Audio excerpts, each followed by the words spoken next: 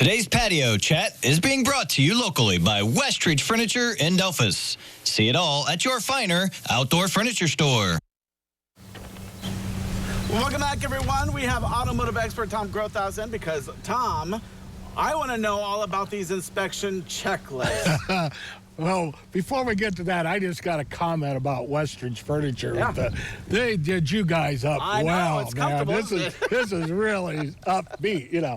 But the vehicle inspection report that you get, there's different kinds out there, but they're standard. But I think the thing that scares everybody is that 330 seconds. Yeah. You know, they use 330 seconds for tires, 330 seconds for brakes, and that's the minimum and the standard for the industry. But it comes down to how do you drive.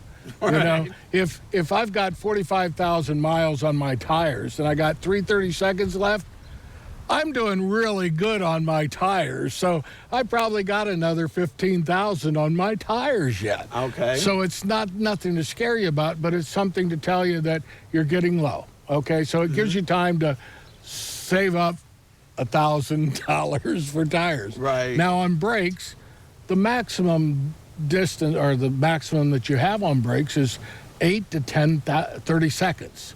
So 330 seconds is just a little under a third of your brakes left.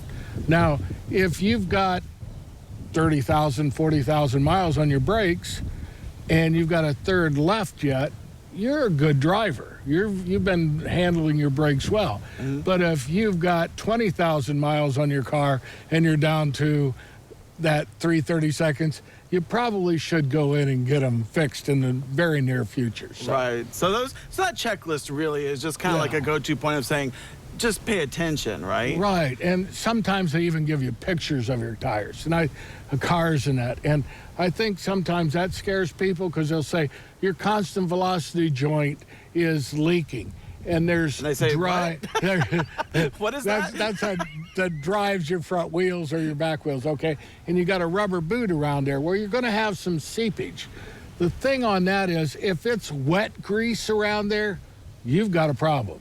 Okay. If it's just dried up, dusty grease where it's, you know, the dust is in the grease and oil, that's normal seepage. Sometimes pictures can make people want to, oh, that's a problem, and it's really not. So really getting to know your technician and let the technician educate you on it and let him, you know, you've got good ones and you got bad ones out there, and some of them are for their almighty buck and some of them are there for you.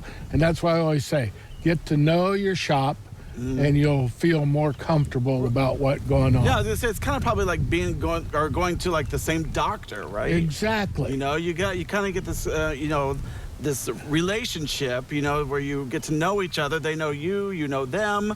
You know, I always say doctors only got 2 models. A mechanic's got a lot of models to figure out.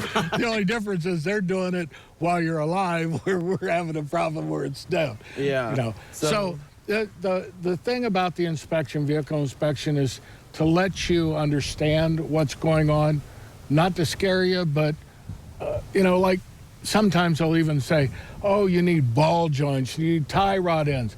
Well, you've got 90,000 miles on the car. It's wearing, but do you really need that? And here again, if you're going down the road and you hit a bump and the wheel starts shaking and starts making noise or whatever, yeah, you probably got a loose front end. But if you hit a bump and you don't notice any problems, that's normal. Yeah. So, all right. So, big thing is get to know your technician. Trust your technician. Get to know them. Yeah. That's the key right there. Don't go to the cheapest and don't go to the most expensive.